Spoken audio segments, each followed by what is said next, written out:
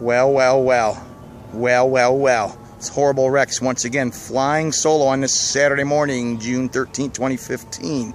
Started out the day playing disc golf in Oak Brook. Now I'm out here in Lombard, another town in DuPage County. I'm on the 6th hole.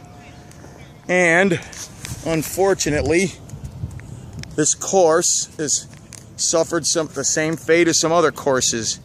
Damn beetle invasion. I'm not talking the British variety, but the Asian variety. Asian beetles wreaking havoc on our wonderful trees.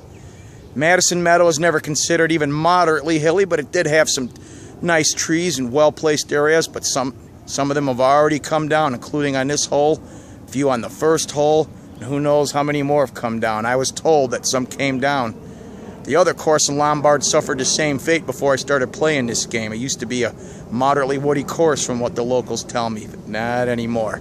Okay, time to let it rip. I don't have Hill to help me film, so once again, no shots on film today.